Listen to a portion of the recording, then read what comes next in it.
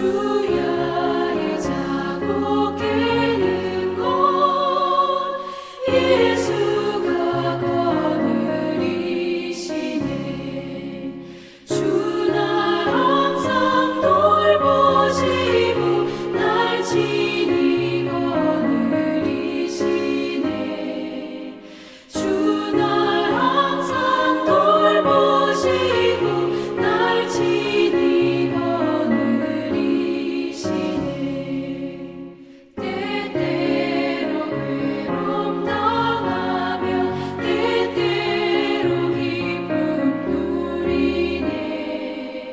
풍파 중에 지키시고 평안히 인도하시네.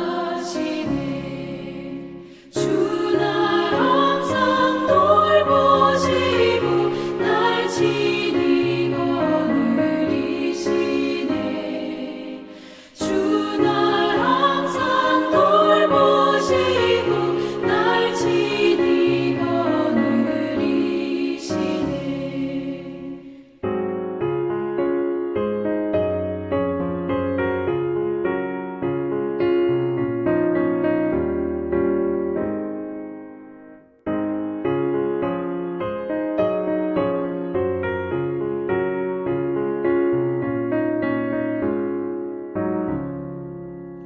내 주의 손을 붙잡고 천국에 올라가겠네. 괴로우나 즐거우나 예수가 거느리시네. 주 날 항상 돌보시고 날 친히 거느리시네. 주 날 항상 돌보시고 날 친히 거느리시네. 이 세상 이별할 때에 마귀의 권세 이기네. 천국에 가는 그 길도 예수가 거느리시네. 주 날 항상 돌보시고 날 친히 거느리시네. 주 날 항상 돌보시고 날 친히 거느리시네.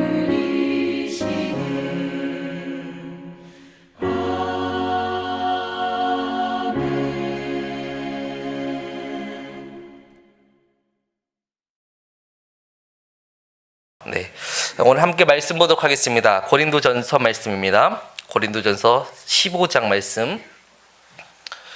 고린도전서 15장 42절에서 44절까지의 말씀입니다.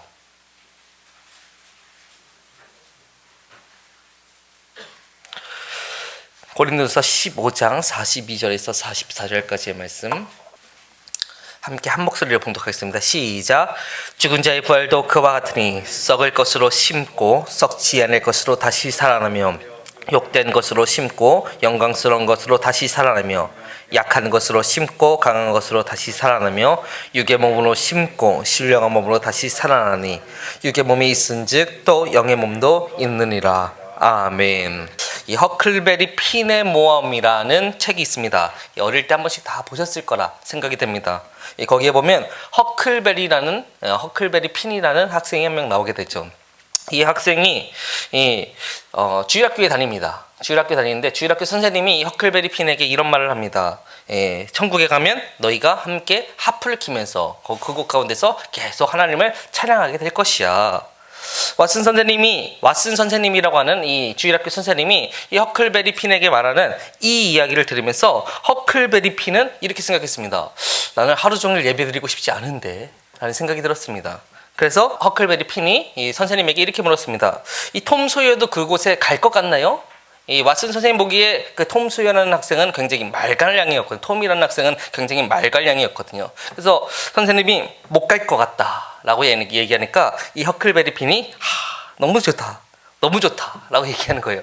왜냐하면 나는 톰과 함께 놀면 되겠다 싶은 생각이 든다는 것이죠. 무슨 이야기인가요? 주일학교 왓슨 선생님이 천국에 가면 구름 위에서 우리가 둥둥 떠다니면서 흰 가운을 입고 하프를 치면서 평생 찬송가를 불러야 된다라고 했는데 끝없이 이어지는 예배, 이것이 얼마나 지겹겠냐는 거예요. 이 30분 예배도 지겨운데 이 평생토록 예배를 드려야 된다라고 하니까 이건 내가 못 살겠다 싶었는데, 제일 친한 친구가 그곳 가운데서 이 천국에 가지 않는다고 하니까 그러면 나는 제일 친한 친구와 천국에 가지 않고 함께 놀면 되겠다 하는 생각을 하였다는 것이죠. 교회에서 이렇게 이런 마음을 가지는 것, 이게 이런 마음들이 참 어린 아이들의 마음 같지만 어른들도 이런 마음을 가지고 계신 분들이 있습니다. 천국을 소망하라고 하는데 이 천국의 영원이라는 삶의 개념이 우리 가운데 와닿지가 않는다는 것이죠. 아무 일도 안 하고 어떻게 영원토록 삽니까? 이 얼마나 그게 어려운 일이겠습니까? 하는 생각이 우리 가운데 있을 수 있다는 것이죠. 재미도 없고 또 교인으로서 지옥에 가긴 그런데 또 천국에 가자니 또 좀 그렇고, 그래서 때때로 그냥 모든 것이 그냥 죽음으로 끝나버렸으면 좋겠다 라는 생각이 우리 가운데 있기도 한다는 것이죠. 왜 천국에 대해서 이렇게 생각하게 되었는가? 바로 헬라 철학 때문이었습니다. 이 헬라 철학에 의하면 이 육체는 이 영혼의 감옥입니다. 그래서 이 육체가 죽으면 어떻게 되는 건가요? 영혼이 감옥을 떠나서 평안하게 자유롭게 살아가는 것이죠. 그게 진정한 자유라고 생각을 하였습니다. 이게 바로 헬라 철학입니다. 이 헬라 철학이 기독교로 들어오게 됐습니다. 왜냐하면 이 헬라 철학을 가지고 이 하나님을 설명하는 것이 너무나 편했거든요. 너무나 좋았거든요. 이 기독교의 진리를 설명할 수 있는 부분들이 헬라 철학 가운데 있었습니다. 이 어느 부분이었냐? 살짝 조금 어려운 부분인데 그냥 듣고 그냥 가주세요. 플라톤의 이데아라는 부분이었습니다. 이데아라는 것이 무엇이냐? 이데아, 이 보이는 것을 존재하게 하는 보이지 않는 것이 있다. 말이 좀 어렵죠. 보이는 것을 존재하게 하는 보이지 않는 것이 있다라는 것이에요. 그것이 바로 이데아라는 것이에요. 이 이데아라는 것이 무슨 말이냐? 이것이 어려운 말인데 보이는 것을 존재하게 하는 보이지 않는 그것, 이 하나님을 설명하는 것 같은 거예요. 그래서 하나님을 설명하기에 굉장히 좋은 것 같은데 이 생각이 들어서 이 기독교가 헬라 철학을 적극적으로 반영하게 되었습니다. 자, 이게 예를 하나 들어볼게요. 사과가 있습니다. 이 사과가 어디에 있나요? 사과가 대구에도 있고 광주에도 있고 경주에도 있고 미국에도 있고 서울에도 있고 이곳저곳 다 있겠죠. 그런데 이 사과의 모습이 어떤가요? 사과의 모습이 다 똑같나요? 근데 조금씩 다 다르겠죠. 조금씩 사과의 모양이 다 다르겠죠. 근데 이 사과의 모양이 다 다른데도 우리는 그 사과를 보면 사과라는 것을 알고 있습니다. 어떻게 아느냐? 사과의 이데아가 있다는 거예요. 사과의 이데아가. 이 이데아론에 의하면 이렇다는 겁니다. 제가 그렇다는 게 아니고 이데아론에 의하면 이 사과라는 이 사과 이데아가 있기 때문에 우리는 사과의 모양이 다 조금씩 다르지만 그걸 딱 보면 사과라는 것을 분명히 알고 있다라는 것이죠. 그런데 이 사과의 이데아 때문에 우리는 그것을 사과가 존재한다라고 생각한다는 것이죠. 이 사과의 이데아가 있기 때문에 이것은 사과다라는 것을 우리가 깨닫게 된다는 것이죠. 이것을 하나님을 설명하는데 너무나 이 개념이 좋았습니다. 그래서 이것을 적극적으로 반영해가지고 이 하나님에 대해서, 기독교에 대해서 설명을 하기 시작한 것이죠. 그런데 이 이야기가 들어오게 되면서 한 가지 잘못된 개념이 하나 또 따라 들어오게 되었습니다. 그것은 무엇이냐? 물질은 악하고 영혼은 선하다라는 개념이에요. 이 죽음 이후에 아까 제가 헬라 철학에 따르면 뭐라고 말씀드렸죠? 죽음 이후에 우리의 육체는 없어지고 이 감옥을 떠나서 영혼이 자유롭게 살아간다라고 했잖아요. 그런데 기독교에서는 뭐라고 얘기하나요? 기독교는 죽으면 어떻게 해야 되나요? 천국에 가는데 천국에 가는 끝인가요? 뭘 해야 되나요? 우리가? 부활을 해야 되죠. 우리는 부활을 해야 됩니다. 부활이라는 것은 무슨 뜻인가요? 몸을 다시 입는 것이죠. 몸을 다시 입는 거예요. 그러면 육체의 감옥이었는데 육체의 감옥을 떠나서 자유롭게 살게 되었는데 다시 악한 감옥으로 들어오게 되었어요. 이게 얼마나 아이러니한 일입니까? 이게 좀 약간 좋지 않은 거예요. 나쁜 일인 것이죠. 그래서 이 개념을 설명하면서 오해가 생기게 되었습니다. 육체가 우리가 존재하게 되는가? 부활 때 우리는 어떤 옷을 입게 되는가? 어떤 몸을 가지게 되는가에 대해서 우리가 여러 가지 오해를 가지게 되었다는 것이죠. 많은 사람들이 부활을 하지만 우리가 몸이 없다라고 생각하는 경우가 많습니다. 우리가 몸이 없이 그저 부활한다라고 생각하는 경우가 너무나 많습니다. 아니면 또 우리가 이전에 살고 있던 이 육체를 그대로 입고 산다라고 생각하는 경우도 많습니다. 여러분, 우리는 어떤 삶을 살게 되는 것일까요? 부활하게 되면. 부활하면 성경은 부활할 때 몸이 없어지는 것이 아니고 새로운 몸을 받게 될 것이라고 이야기를 합니다. 육지에서 살려면 육지에 합당한 몸이 있어야 됩니다. 바다에 살려면 바다에 합당한 몸이 있어야 되고요. 하늘에 살려면 하늘에 합당한 몸이 있어야 될 것입니다. 마찬가지로 부활 때에 우리가 천국에서 살려면 천국에 마땅한 몸이 있다는 것이죠. 천국에서 살기에 합당한 몸이 있다는 것입니다. 그렇기 때문에 천국에서 합당한 몸을 받는 것, 그것이 바로 부활이라는 것이죠. 그 부활의 몸은 아주 아름답고 건강하고 거룩하고 영원한 몸입니다. 그렇기 때문에 이런 부분에 대해서 오늘 바울 사도가 설명하고 있는 것입니다. 초대교회, 특별히 오늘 본문의 고린도전서도 이 헬라 철학의 영향을 너무나 많이 받았던 교회였습니다. 그렇기 때문에 부활에 대해서 듣기는 들었지만 이것을 정확하게 이해하지 못하고 있는 거예요. 그렇기 때문에 오늘 고린도전서 15장을 통하여서 이 사도 바울이 부활에 대해서 자세하게 설명을 하고 있습니다. 많은 성도들이 질문을 하였습니다. 죽어서 썩어버리면 형체가 없어지는데 어떻게 새롭게 부활할 수 있겠습니까? 자, 그런데 그때 바울이 이런 예를 듭니다. 씨를 뿌려서 그 씨가 땅에 떨어졌습니다. 그러면 그 씨가 어떻게 된 것이죠? 썩어버리고 죽어버린 것이죠. 없어져 버린 것이죠. 자, 그런데 그 씨는 분명히 죽어서 썩어져 버렸는데 그 씨 가운데 무엇이 탄생하나요? 새로운 싹이 탄생하게 됩니다. 그래서 열매를 맺게 된다는 것이죠. 나와서 줄기가 자라고 열매를 맺습니다. 그래서 새로운 열매를 맺으려면 먼저 죽어야 한다는 것입니다. 식물의 논리가 그러하듯이 우리의 부활도 마찬가지라는 것이죠. 육신이 먼저 죽어야 한다는 것입니다. 이러한 자연 법칙을 가지고서 부활을 설명하고 있는 것입니다.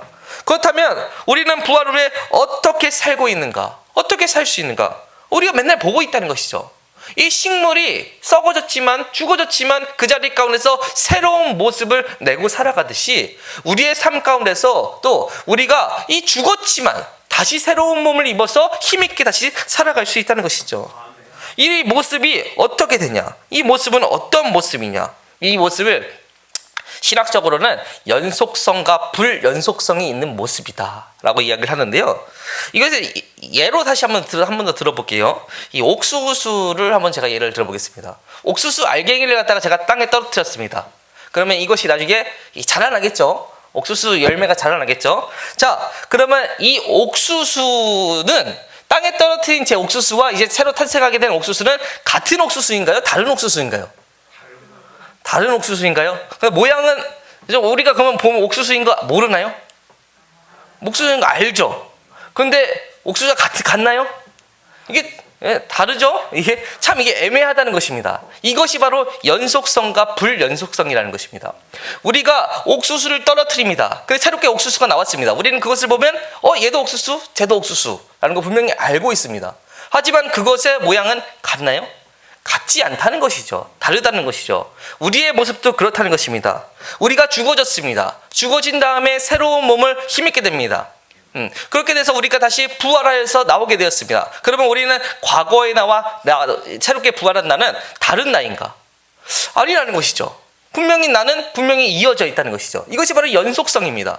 근데 우리의 몸은 같은 몸인가? 아니라는 것이죠. 다른 몸이라는 것이죠. 이것이 바로 불연속성이라는 것입니다. 그렇기 때문에 부활 때에는 연속성과 불연속성을 함께 지니고 있는 우리가 그런 모습을 가지게 된다는 것입니다. 자, 중요한 것은 우리가 항상 같기도 하고 다르기도 하다는 것입니다. 이거 같기도 다르기도 하는 것이 사실 우리의 일상생활에서도 우리가 체험을 할 수가 있습니다. 우리가 사람이 태어나서 지금까지 살다 보면 얼굴이 어떻게 되나요? 항상 똑같은 얼굴을 가지고 있나요? 조금씩 변하죠. 하지만 우리는 사진을 보면 압니다. 아이고, 왜 이렇게 똑같이 생겼어? 똑같이 생겼네. 10년 전의 사진을 보고도 똑같이 생겼네. 20년 전의 사진을 보고도 똑같이 생겼네. 50년 전의 사진을 보고도 똑같이 똑같이 생겼네 라고 안다는 것이죠. 우리의 삶은 조금씩 변해가지만 우리가 그 가운데서 우리는 같은 존재라는 것을 깨닫고 있습니다. 똑같이 이 같은 시간 안에서도 이것은 마찬가지입니다. 사람이 기분이 좋을 때와 기분이 나쁠 때, 내가 초라할 때와 내가 영광스러울 때, 그 모습들은 다 조금씩 다르다는 것이죠. 그것이 나입니다. 그런데 부활한 후에도 그 모습이 동일하게 이어진다는 것이죠. 그렇기 때문에 부활한 후에 나는 여전히 나입니다. 하지만 나는 나가 아닌 그런 새로운 몸을 입게 된다는 것이죠. 연속성이 있지만 불연속이 있는 그런 우리가 부활을 체험하게 된다는 것입니다. 그런데 우리는 그렇다고 하면 왜 과거와 나는 계속 이어지는 비슷한 모습을 지니고 있는 것일까요? 그것에 대해서 고린도전서 15장 38절에서 이렇게 이야기하고 있습니다. 하나님이 그 뜻대로 그에게 형체를 주시되 각 종사에게 그 형체를 주시느니라. 하나님이 형체를 주셨기 때문이라 라고 말하고 있는 것입니다. 옥수수가 왜 그렇게 생겼느냐, 사과가 왜 그렇게 생겼느냐, 하나님이 다 그 형체를 그렇게 주셨기 때문에 그 모습이 그렇다는 것이죠. 우리가 태어날 때도 우리의 이 모습을 그대로 받았습니다. 하나님이 그 형체를 주셨기 때문에, 이 형체를 주셨기 때문에 우리가 태어나서 지금까지 이 모습으로 살아가고 있다는 것이죠. 그런데 부활 때에도 새로운 형체를 주시는데 그 새로운 모습은 우리가 세상에 있던 것과는 조금 다르지만 그럼에도 불구하고 우리가 형체를 이어져 나가는 하나님이 주시는 그러한 몸을 가지게 된다는 것입니다. 자, 그런데 여기서 문제가 있습니다. 한 가지 문제에 봉착하게 됩니다. 어떤 문제인가요? 자, 그러면 부활 때 나는 이 모습이 마음에 들지 않는데 계속 평생토록 이 모습으로 살아야 되는 것인가? 얼굴이 너무나 잘생기고 멋있는 사람이면 상관이 없어요. 그런데 좀 약간 나는 여기도 고치고 싶고 여기도 고치고 싶고 여기도 고치고 싶은데 그러면 나는 평생토록 이 모습으로 살아야 되는가? 하는 생각이 우리 가운데 들 수 있다는 것이죠. 설사 우리 가운데 불의의 사고를 당했습니다. 어떤 사람이 장애인이 되었습니다. 그러면 나는 그 사람은 평생토록 장애인으로 살아가야 되는 것인가? 부활을 해서 평생토록 장애인으로 살아가야 되는 것인가? 우리는 그 모습에 대해서 생각할 수가 있다는 것이죠. 그것에 대해서 어떻게 이야기를 하고 있나요? 오늘 본문의 42절입니다. 42절에서 이렇게 이야기하고 있습니다. 죽은 자의 부활도 그와 같으니 썩은 것으로 심고 썩지 아니할 것으로 다시 살아나며. 썩은 것으로 심었지만 썩지 아니할 것으로 다시 태어난다는 것이죠. 육신은 썩고 병들고 다칩니다. 하지만 부활한 새로운 몸은 썩지 않고 병들지도 않고 다치지도 않고 완벽하다는 것이죠. 이것이 바로 부활의 몸이라는 것입니다. 이 부활의 몸을 어떤 몸이라고 이야기하냐? 44절에 보시면 신령한 몸이라고 이야기를 하고 있습니다. 신령한 몸, 영의 몸이라고 하는 것입니다.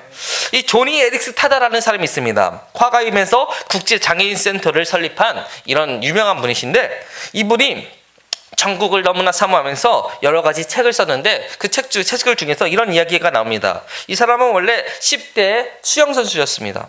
그런데 다이빙을 하다가 다쳐서 이 전신마비가 되었습니다. 이 천국을 사모하면서 간증하면서 살아가고 있는데 이런 생각이 나왔습니다. 나는 아직도 나를 믿을 수가 없다. 뒤틀어져 굽어진 손가락, 아무 감각이 없는 내 몸. 그러나 언젠가는 이 육체가 찬란한 광채 속에서 아름답고 힘이 있는 모습으로 변하게 될 것을 나는 믿는다. 나는 그날 부활의 날에 소망을 하면서 기다리고 있다. 새 몸을 얻으면 재미있는 일을 우리 같이 하자고 나는 많은 친구들과 함께 이미 약속을 해두었다. 종교개혁자 칼빈은 이렇게 말했습니다. 그날에 우리는 죄로 인해 잠들었던 1000개 이상의 감각이 다시금 깨어날 것이다. 마태복음 22장에 보시면 사두개인과의 논쟁이 있습니다. 사두개인들은 어떤 사람들이냐? 죽음 이후의 삶이 없다라고 주장하는 사람들이 이 사두개인들이었습니다. 이 사두개인들이 예수님이 죽음 이후의 삶이 있다라고 하니까 이 잔혹한 퀴즈, 좀 이상한 퀴즈를 하나 내게 됩니다. 어떤 퀴즈였냐? 어떤 남자에게 부인이 한 명 있는데 이 남자가 부인을 놔두고 죽었어요. 그러면 당시 유대 사회에서는 형사취수혼이라고 해가지고 이 동생이 이 형의 부인을 취해야 됐습니다. 그래서 형의 대를 이어줘야 됩니다. 그래서 이 동생이 형수를 취했습니다. 자, 그런데 둘째 또 죽었습니다. 그리고 이어서 셋째, 넷째, 다섯째, 여섯째, 일곱째도 죽었습니다. 자, 그러면 이 성경에서는 이렇게 나오는데 그 그러면 이 아내는 누구의 아내가 되어야겠습니까? 라고 나오는데, 이게 사실 정확하게 번역을 하면 누구의 소유가 되겠습니까? 라고 이제 우리가 볼 수 있습니다. 이 아내는 누구의 아내, 누구의 소유가 되는 것으로 우리가 생각할 수가 있겠습니까? 이 첫 번째 가졌던 형의 아내입니까? 아니면 마지막, 7째, 막내의 아내입니까? 자, 이것에 대해서 이 사두개인들이 예수님께 질문을 하였습니다. 그때 예수님께서 이 말씀을 들으시고 이렇게 얘기합니다. 너희들은 성경도 모르고 하나님의 능력도 모르고 잘못 생각하고 있다. 예, 하나님은 우리가 부활 때는 장가도 가지 않고 시집도 가지 않는다. 하늘에 있는 천사들과 같다라고 말씀하십니다. 이것을 통해서 우리는 새롭게 깨닫게 되는 것이 있습니다. 무엇이냐? 부활 때는 우리가 느끼는 기본적인 욕구가 다시금 재편된다는 것이죠. 우리가 지금 느끼고 있는 이 욕구로 살아가는 것이 아니라 부활 때는 천국에 합당한, 이 천사의 모습과 합당한 우리의 그런 욕구로서 살아가게 된다는 것이죠. 이 세상의 몸을 힘입어서 살아갈 때는 이 세상의 욕구로서 살아가고 있는데, 이 하늘나라의 이마에서는 우리 하늘나라에 합당한 그런 욕구를 가지고 살아가게 된다는 것입니다. 우리가 부활의 몸을 상상하려면 예수님의 부활하신 그 모습을 상상하면 됩니다. 예수님께서는 부활하시고 이 제자들에게 자신의 몸을 보여주십니다. 그 제자들이 알아보기도 하면서 또 알아보지 못하기도 합니다. 왜 그런가요? 바로 영광스러운 몸이었기 때문인 것입니다. 요한복음 20장 26절을 보시면 이 제자들이 예수님이 돌아가신 후에 문을 잠그고 자기들끼리 쏙닥쏙닥 대고 있는데, 그때 예수님이 그 집 가는데 문이 닫혀 있는데 그 문을 뚫고 들어오십니다. 그래서 이 제자들이 뭐라고 했냐? 유령이 아닌가? 이 누가복음에 보면 그것에 대해서 이 제자들이 놀랍고 무서워서 유령이다 라고 이야기를 합니다. 이때 예수님께서 뭐라고 하시느냐? 예수님께서 이르시되 어찌하여 두려워하며 어찌하여 마음에 의심이 일어나느냐? 내 손과 발을 보고 나인 줄 알라. 또 나를 만져보라. 영은 살과 뼈가 없으되 너희 보는 바와 같이 나는 있느니라. 그리고 음식을 잡수십니다. 말도 하고 만지기도 하고 지난 날을 기억하기도 하고 또 새로운 몸을 가져서 음식을 먹기도 하셨다는 것이죠. 그러니까 우리는 몸을 가지지 않으면 정확한 부활이 아니라는 것이죠. 이 사도신경 마지막에 우리는 이렇게 고백을 합니다. 몸이 다시 사는 것과 영원히 사는 것을 믿사옵나이다. 여러분, 이것을 믿으십니까? 이것을 믿으시면서 나아가시는 여러분이 되시기를 바라겠습니다. 우리 가운데 부활에 대한 소망이 있어야 됩니다. 부활에 대해서는 소망은 무엇인가요? 우리가 영원히 살 수 있다는 것이죠. 하지만 그 모습은 이 땅에서의 우리의 삶과는 약간 다를 수 있습니다. 하지만 그럼에도 나는 여전히 나입니다. 왜냐하면 하나님께서 나를 창조하여 주셨기 때문인 것입니다. 이 모습으로 우리는 그대로 나아갈 것입니다.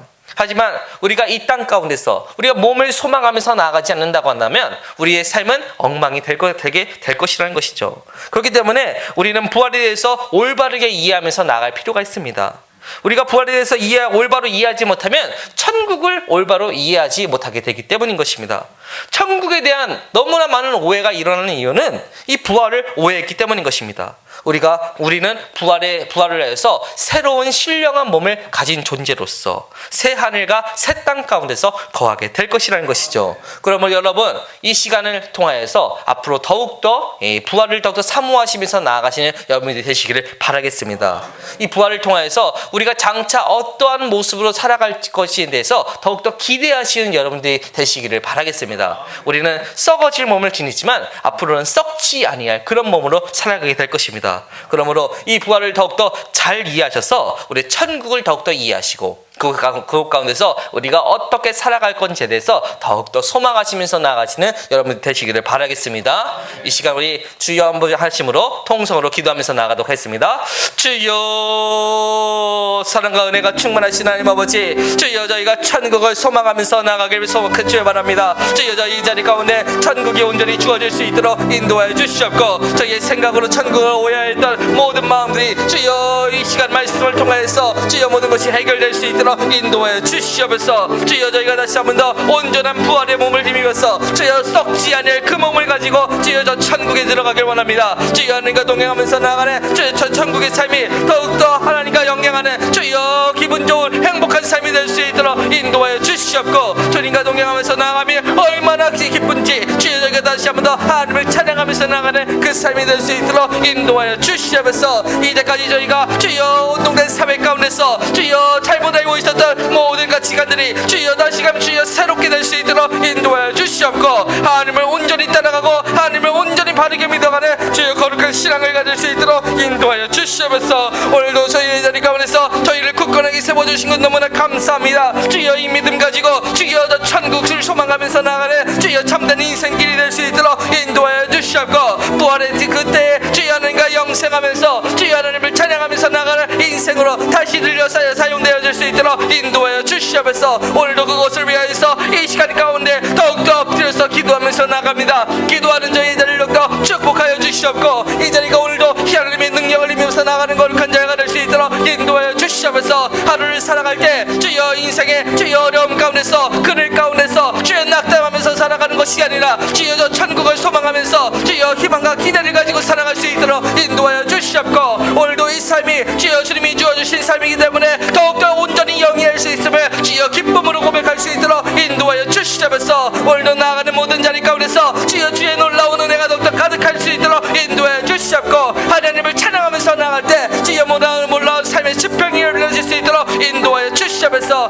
특별히 선교를 위해서 나가시는 저희 담임 목사님을 더욱더 굳건하게 붙들어 주시옵소서. 주여 능력의 말씀으로 나아가시는 그 자리가 주여 하나님의 주여 놀라운 진리가 선포되는 자리가 될 수 있도록 인도하여 주시옵고, 하나님을 따라서 주여 거룩한 선교의 지평을 열어갈 때 주여 하나님의 주여 놀라운 역사가 주여 복음의 사역이 펼쳐질 수 있도록 인도하여 주시옵소서. 함께 나아갈 주여 모든 자들이 주여 협력하여서 나갈 때 주여 저 주여 라오스의 땅이 주여 주님의 복음으로 다시 한 번 더 물들이면서 나갈 수 있도록 인도하여 주시옵고, 주여 그 땅 가운데서 주여 더욱더 많은 사람들이 주님의 복음을 따르기로 주여 고백하면서 나갈 수 있도록 인도하여 주시옵소서. 오늘도 이를 위해서 함께 힘쓰면서 나가는 저희 강서절 교회를 축복하여 주시옵소서. 이 교회 가운데 주님의 놀라운 복음의 도가주가 펼쳐질 수 있도록 인도하여 주시옵고, 하나님을 따르고 주여 주님의 온전한 길로 나아갈 때 주여 저희 가운데 삶의 놀라운 지평이 열려질 수 있도록 인도하여 주시옵소서. 주여 라스카베스카라베 주여 라카라베라 주여 라스카베스카라베라 주여 라스카베스카라베 주여 라스카베스카라 주여 버지여 라카라베라 주여 라스카베스카라베 주여